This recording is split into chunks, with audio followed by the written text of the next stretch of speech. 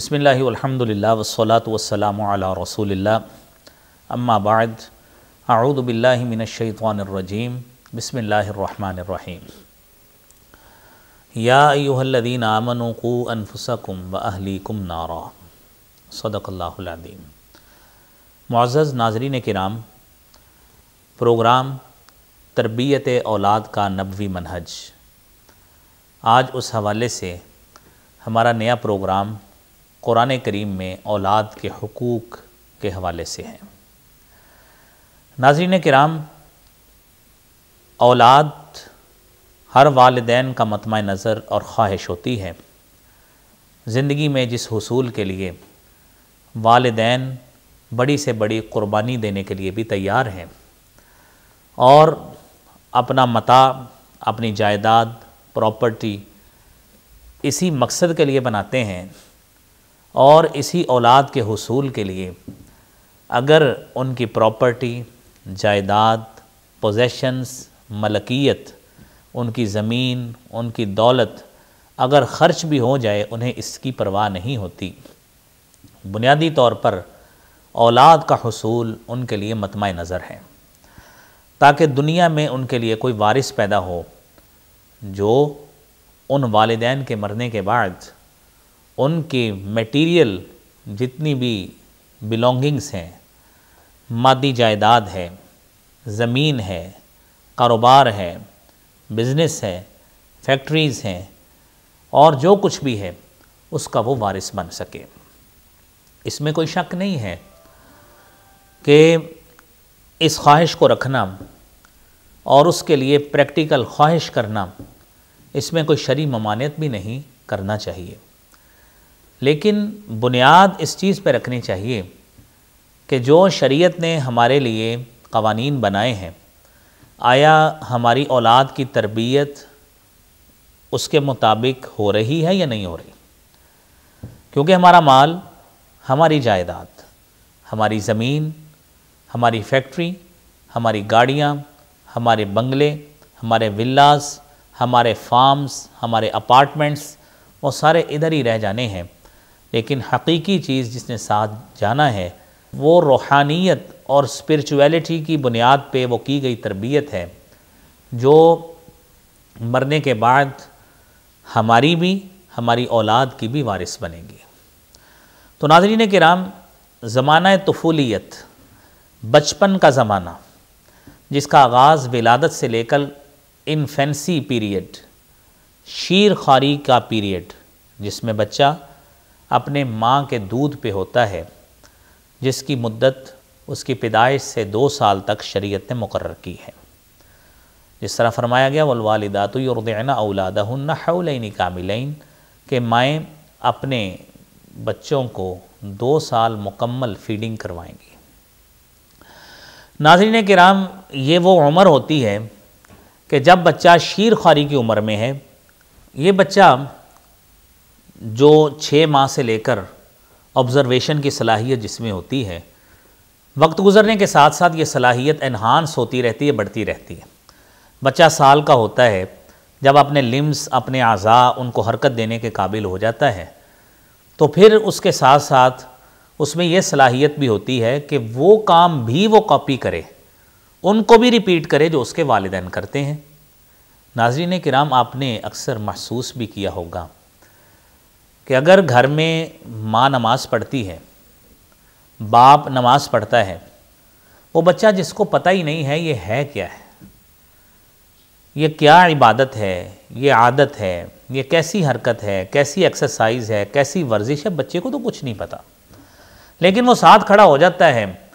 جس طرح ماں اور باپ جس طرح کی موومنٹس کرتے ہیں، کھڑے ہیں بچہ کھڑا ہو جاتا ہے، بوئنگ کرتے ہیں، رکوع کرتے ہیں، بچہ رکوع کر لیتا ہے، پروسٹریشن کرتے ہیں، سجدہ کرتے ہیں، تو بچہ بھی ساتھ، جس طرح جتنے اعضاء اس کے نرم و نازک ہوتے ہیں، جتنے اس کو اجازت دیتے ہیں، وہ اتنے وہ سجدہ بھی کر لیتے ہیں۔ بات کرنے کا مقصد یہ ہے، مثال کا مقصد یہ ہے کہ یہ وہ عمر ہے جس میں بچے کو سیکھنے کی صلاحیت اس میں بہت ہی زیادہ ابتدائی طور پر ہوتی ہے، اور جس طرح شاعر کہتا ہے کہ نقش فی الحجر، یہ عمر نوخیزی کی عمر، بلکہ ایڈولیسنس پیریڈ سے پہلے بلوغت سے پہلے پہلے یہ صلاحیت اتنی ہوتی ہے کہ آپ بطور والدین اس میں جو چیز اس کے اندر ڈال دیں گے، سکھا دیں گے، وہ اسی طرح ہی ہوتی ہے کہ جس طرح کہ وہ پتھر کے اندر وہ چیز نقش ہو گئی ہے۔ اب سیکھنے کی صلاحیت اس میں موجود، تو پھر اگر ہم اس کے اندر خیر کا بیج بو دیں گے، نماز پڑھیں گے اس کے سامنے، قرآن پڑھیں گے، اچھے کلمات بولیں گے، آیات قرآنیہ پڑھیں گے، ذکر و اذکار کریں گے، یہ معاملات کریں گے، بچے کی خواہش ہوگی وہ ان چیزوں کو ریپیٹ کریں۔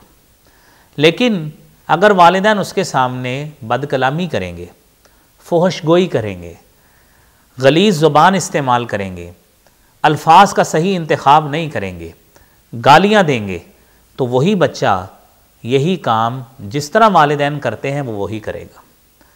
قرآن کریم میں دیکھیے اللہ رب العالمین نے اس کی زندگی کے مختلف مراحل بیان کیے ہیں، اور یہ پہلا مرحلہ یہی طفل کا مرحلہ ہے۔ پہلے تو پری کریشن، پری ڈیلیوری کے مراحل ہیں، جس میں قرآن کہتا ہے سورہ غافر میں، مومن سورہ میں 24ویں پارے میں، هو الذی خلقکم من تراب ثم من نطفہ ثم من علقہ ثم یخرجکم طفلا، وہ اللہ وہ ذات ہے جس نے تمہیں ایک نطفہ سے پیدا کیا،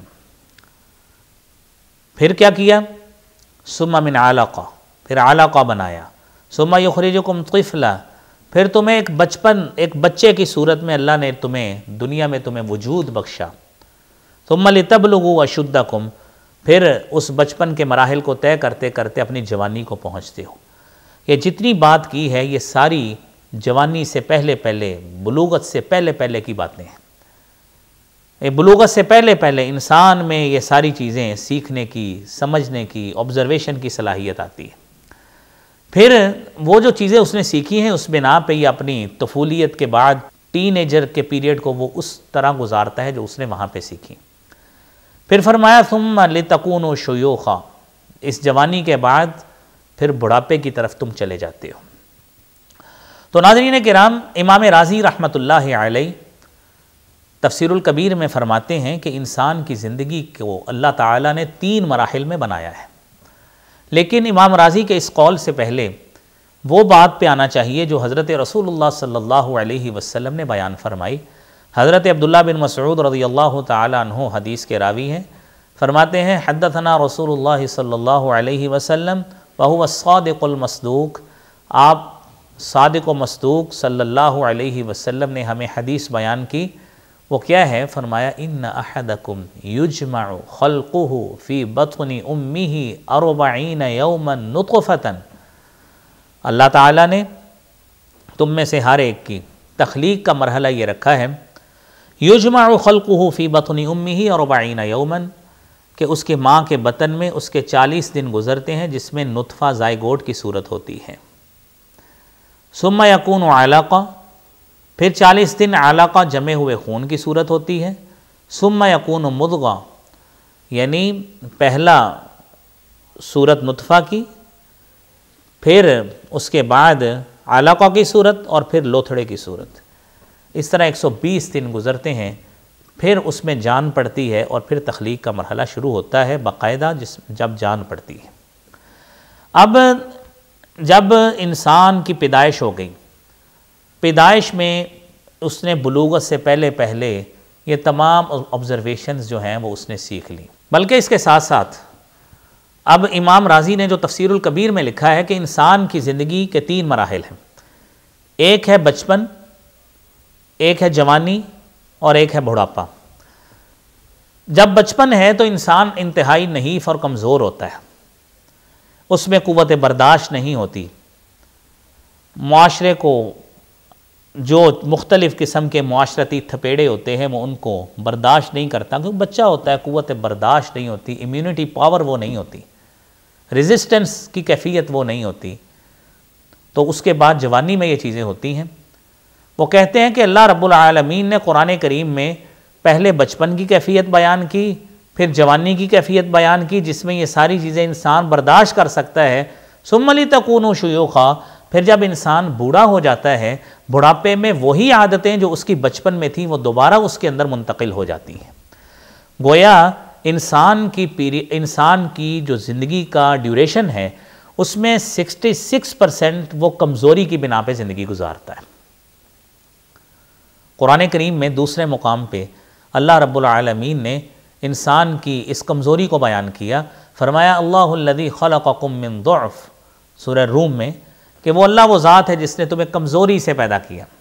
انسان کتنا نحیف اور کمزور ڈیلیکیٹ ہوتا ہے جب پیدائش ہوتی ہے۔ ثم جعل من بعد ضعف قوة، پھر اس کمزوری کے بعد اللہ تعالیٰ تمہیں بوائے ہوڈ میں لے کے آتے ہیں، ٹین ایجز میں لے کے آتے ہیں، پھر تم جوان ہوتے ہو، جوانی میں ہر لحاظ سے وہ تن و مندی، وہ صحت مندی، وہ پوزیشن ہوتی ہے۔ اس کے بعد پھر تم بڑھاپے کی طرف چلے جاتے ہو۔ ثم جعل من بعد قوة ضعفا وشیبا، اس قوت کے بعد بڑھاپا آتا ہے، کمزوری آتی ہے، اور پھر فرمایا یخلق ما یشاء۔ اس کے باوجود انسان کو یہ مد نظر رکھنا چاہیے کہ وہ خالق و مالک ہے، اس کی قوت، اس کی قدرت اس بات پر محیط ہے کہ اللہ جو چاہتا ہے وہ پیدا کرتا ہے، وہ قدرت رکھنے والا ہے، جانتا ہے۔ ناظرین کرام، قرآن کریم میں اللہ رب العالمین نے اس اولاد کے حقوق کے حوالے سے محبت کے کچھ اشارے بھی دیے ہیں۔ دنیا میں دیکھیے، اللہ رب العالمین نے انسان کو مال دیا ہے، اس کو بیٹے دیے ہیں، اور سورہ کہف میں یہی بات فرمائی گئی، المال والبنون زینت الحیات الدنیا۔ مال اور اولاد یہ دنیا کی زینت ہے۔ انسان کو اپنی زندگی گزارنے کے لیے وہ انہی چیزوں پہ بھروسہ کرتا ہے۔ اگر اس کی اولاد نہیں ہوتی، وہ محنت کم کرتا ہے، کہتا ہے میں نے پیسے کس کو دے کے جانے ہیں، میں نے یہ مال و متاع، یہ جائیداد، یہ ساری کس کے نام لگوا کے جانی ہے، کم محنت کرتے، میری کون سا کوئی اولاد ہے۔ لیکن ساتھ ہی قرآن میں فرمایا والباقیات الصالحات خیر عند ربک، بہتر رہنے والی اصل وہ نیکیاں ہیں کہ جس کی بنیاد داغ بیل انسان دنیاوی زندگی میں ڈالے، اللہ تعالیٰ اس کو بڑا اجر عطا فرماتے ہیں، وہی بہتر ہوتا ہے۔ اب زمانہ قدیم میں لوگ انہی مال کی بنیاد پر، اولاد کی بنیاد پر بڑے فخر کرتے تھے، اور فخر کی بنیاد پر ایک دوسرے پر احساس برتری قائم کرتے تھے۔ تو قرآن کریم میں اللہ رب العالمین نے آل عمران سورت میں وہ بھی تذکرہ کیا ہے، فرمایا وَقَالُوا نَحْنُ أَكْثَرُ أَمْوَالًا وَأَوْلَادًا وَمَا نَحْنُ بِمُعَذَّبِينَ۔ یہ لوگ، ان کو گمان یہ تھا کہ ہمارے پاس بڑا مال ہے، ہمارے پاس اولاد کی کثرت ہے، ہمیں عذاب نہیں ہونے والا۔ ناظرین کرام، اولاد کی کثرت ہونا یا مال کا زیادہ ہونا یہ عذاب سے مانع نہیں ہوتا، عذاب میں رکاوٹ نہیں بنتا، اور یہ عذاب میں بیریئر نہیں بنتا، بلکہ یہ چیزیں انسان کے گلے کا توق بھی بن سکتی ہیں اگر اس نے ان کی صحیح تربیت نہیں کی۔ جس طرح قرآن کریم میں آتا ہے انما اموالکم واولادکم فتنہ، تمہاری اولاد بھی، تمہارا مال بھی تمہارے لیے آزمائش کا بھی باعث بنتا ہے۔ اور قرآن کریم میں جو بھی ابتدا میں آپ کے سامنے آیت تلاوت کی ہے، یا ایھا الذین آمنوا قوا انفسکم واہلیکم نارا، اے ایمان والو اپنے آپ کو بھی اور اپنی اولاد کو بھی جہنم کی آگ سے بچاؤ، وقودھا الناس والحجارہ، جس جہنم کا ایندھن لوگ بنیں گے، پتھر بنیں گے۔ جو لوگ بنیں گے وہ کسی کی اولاد ہی ہوگی، وہ کسی کے گھر میں پیدا ہونے والے وہی بچے ہوں گے جو بڑے ہو کر جوان بنے ہیں۔ ان کی تربیت ان کے والدین نے صحیح نہیں کی، تربیت صحیح نہ ہونے کی وجہ سے وہ ڈی ٹریک ہوئے اور جہنم کے ایندھن کا حقدار بن گئے۔ ناظرین کرام، انسان کے لیے دنیا میں یہی مرغوب محبوب چیزیں ہیں، سب سے زیادہ پیار اسے انہی چیزوں سے ہے۔ سورہ آل عمران میں اللہ رب العالمین نے 14 نمبر آیت میں فرمایا ہے زُيِّنَ لِلنَّاسِ حُبُّ الشَّهَوَاتِ مِنَ النِّسَاءِ وَالْبَنِينَ، مرغوب چیزوں کی محبت لوگوں کے لیے مزین بنا دی گئی۔ وہ عورتوں سے بھی مزین ہو ہے، بیٹوں سے بھی ہے، بڑے بڑے خزانے، دولت کے انبار، وہ ان سے بھی خوش ہوتا ہے، مزین ہو جاتی ہے۔ سونے اور چاندی کے ڈھیر لگ جائیں اس سے بھی بڑا خوش ہوتا ہے۔ یہ ساری وہ چیزیں ہیں ناظرین کرام جن سے انسان بہت خوشی محسوس کرتا ہے، اور ان میں رہ کر وہ اپنے آپ کو بڑا ریلیکسڈ فیل کرتا ہے، کیونکہ دنیا میں انسان کے مطمع نظر یہی چیزیں ہیں، اور وہ محبت کا باعث انہی چیزوں کو سمجھتا ہے۔ اس میں کوئی شک نہیں ہے کہ بچوں سے محبت اور انس کی ترغیب اللہ رب العالمین نے بھی دی ہے۔ رب العالمین نے سورہ بنی اسرائیل میں فرمایا وَأَمْدَدْنَاكُمْ بِأَمْوَالٍ وَبَنِينَ، ہم نے تمہاری مدد کی مال کے ساتھ بھی، بیٹوں کے ساتھ بھی۔ اور دوسری جگہ پہ فرمایا أَمَدَّكُمْ بِأَنْعَامٍ وَبَنِينَ، حضرت ہود علیہ السلام کی قوم کو کہا کہ تمہاری مدد کی اللہ تعالیٰ نے چوپایوں کے ساتھ بھی، بیٹوں کے ساتھ بھی۔ اور اللہ رب العالمین نے حضرت نوح علیہ السلام کی قوم کا بھی تذکرہ کیا۔ وہ فرمایا وَيُمْدِدْكُمْ بِأَمْوَالٍ وَبَنِينَ، استغفار کر لو، اللہ تعالیٰ تمہاری مدد کرے گا، مال بھی دے گا، بیٹے بھی دے گا۔ اس کا صاف مطلب ہے کہ یہ بہت بڑی نعمت ہے۔ قرآن کریم میں جس کا تذکرہ ہے، جس کو بڑی نعمت کہا گیا ہے کہ لوگوں اللہ سے استغفار کرو، اللہ تعالیٰ تمہیں بارش بھی دے گا، تمہیں مال بھی دے گا، تمہیں اولاد بھی دے گا۔ اس کا مطلب ہے یہ بہت بڑی نعمت ہے، دنیا میں انسان کی محبت کا باعث یہی ہے۔ لیکن اگر ان کی تربیت صحیح کی ہوگی تو یہی اولاد ہے جو انسان کے لیے، ایک مومن کے لیے درجات کی بلندی کا باعث بنے گی۔ اگر تربیت صحیح نہ کی ہوئی تو جس طرح قرآن میں آتا ہے ان من ازواجکم و اولادکم عدوا لکم فاحذروہم، کہ اے ایمان والو تمہاری اولاد میں سے بعض اولادیں ایسی ہیں، بیویوں میں سے بعض ایسے ہیں، عدوا لکم تمہارے دشمن ہیں، تمہارے اصل مشن سے تمہیں ڈی ٹریک کرتے ہیں، تمہیں سیدھے رستے پہ چلنے نہیں دیتے۔ کیوں؟ تربیت صحیح نہیں ہوئی۔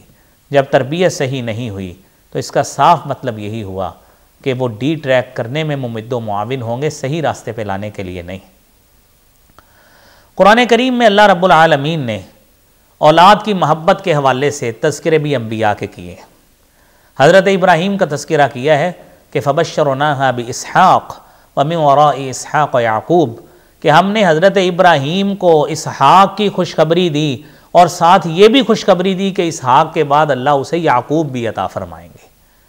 اولاد تو محبت کا باعث ہے، اولاد دنیا میں زینت کا باعث ہے۔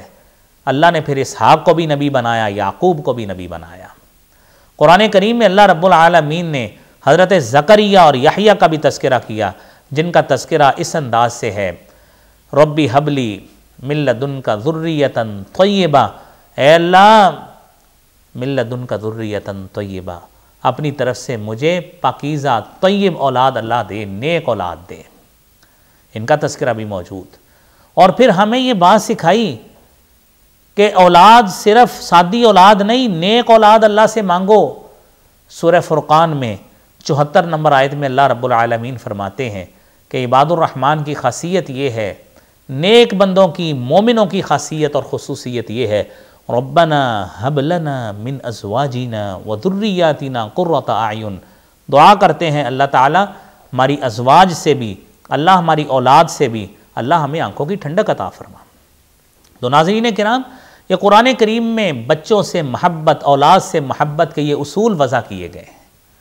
اور پھر اس کے ساتھ ساتھ بچوں کے حقوق جس طرح دینے سے، محبت دینے سے اللہ تعالیٰ نے اس کا حکم دیا ہے، ساتھ حقوق غصب کرنے سے منع بھی کیا ہے۔ فرمایا ان اللہ هو الرزاق ذو القوۃ المتین، سورہ زاریات کی 58 نمبر آیت ہے۔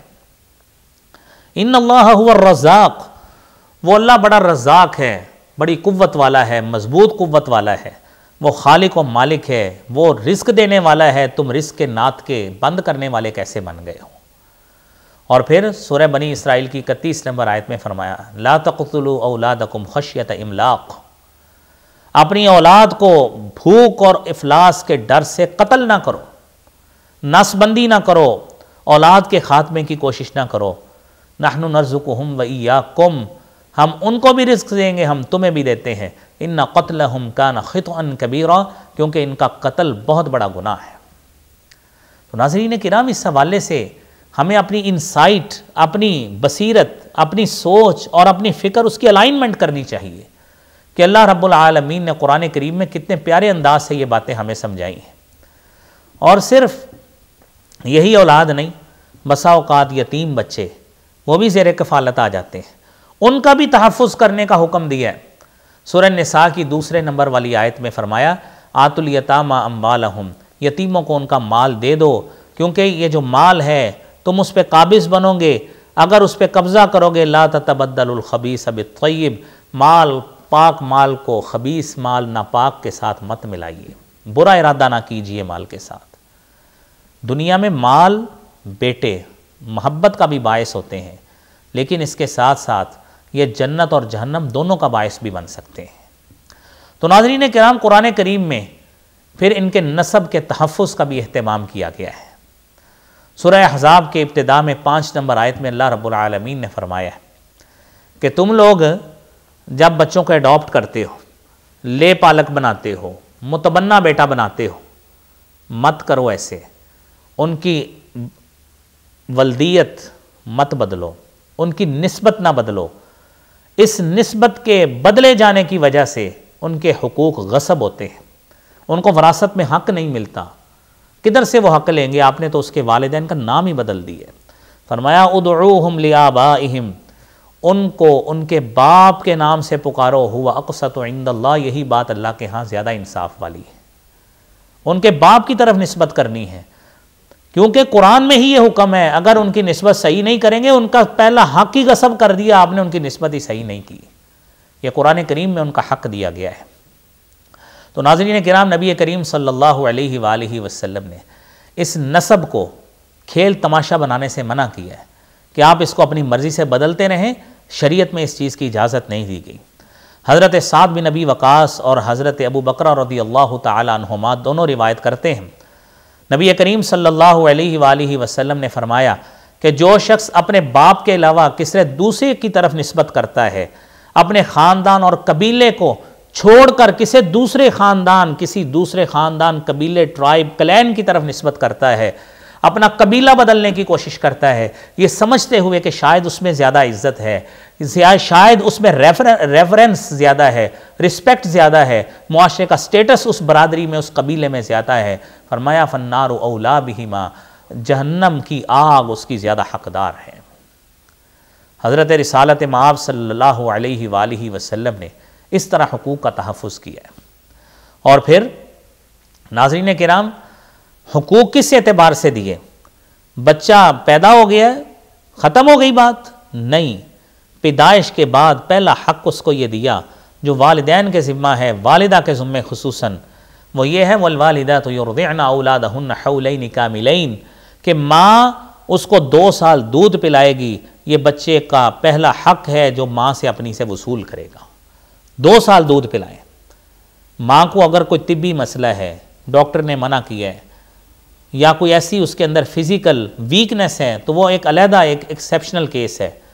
لیکن اگر کوئی ایشو نہیں ہے، جان بوجھ کے ماں خوراک نہیں کھاتی اور اپنے بچے کو فیڈ نہیں کرواتی، اللہ کے ہاں وہ مجرمہ ہے، تو اس کو اپنے بچے کے حقوق دینے چاہیے۔ اور پھر اس کے ساتھ ساتھ باپ بری ذمہ نہیں ہے، باپ کے اوپر بھی ذمہ داری لگائی کہ اے باپ، یہ اولاد تیری ہے، یہ بچہ اور بچی تیرے ہیں، وَعَلَى الْمَوْلُودِ لَهُ رِزْقُهُنَّ وَكِسْوَتُهُنَّ بِالْمَعْرُوفِ، اور جو بچہ ہے اس کا رزق کا اہتمام کرنا، اس کی پوشاک کا، کپڑوں کا اہتمام کرنا، یہ بھی تیری ذمہ داری ہے۔ بچہ تیرا ہے، نسبت اس کی تیری طرف ہے، ہر لحاظ سے اس کی ذمہ داری تو نے پوری کرنی ہے۔ یہ شریعت نے بتایا ہے، یہ حقوق والدین کے ذمہ ہے۔ اور پھر ناظرین کرام، جب بچہ پیدا ہو گیا اور اس کی فیڈنگ کی ذمہ داری بھی لگ گئی، ابتدائی کام یہ ہے اچھے سے اچھا نام اس کا رکھنا ہے۔ قرآن کریم میں حضرت زکریا اور یحییٰ کا تذکرہ ہے، سورہ مریم میں اللہ رب العالمین نے فرمایا یا زکریا انا نبشرک بغلام، ہم آپ کو ایک بچے کی خوشخبری دیتے ہیں، انا نبشرک بغلام اسمہ یحییٰ، ہم اس کا نام یحییٰ رکھ رہے ہیں، لم نجعل لہ من قبل سمیہ، ہم نے اس سے قبل یہ یحییٰ نام کسی کا بھی نہیں رکھا۔ یہ آیت ہمیں بتاتی ہے کہ جب بچے کا نام رکھنا ہو، اتنی محبت سے، اتنے پیار سے، یونیک نام جس کی نسبت انبیاء، صحابہ کرام، صلحاء، شرفاء کی طرف ہو، وہ رکھنا چاہیے۔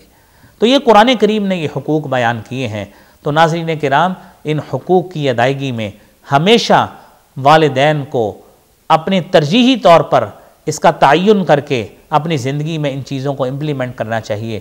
اللہ کریم ہمیں اس چیز کی توفیق عطا فرمائے۔ پروگرام تربیت اولاد کا نبوی منہج کے ساتھ اپنے میزبان کو اجازت دیجیے۔ اللہ حافظ و ناصر۔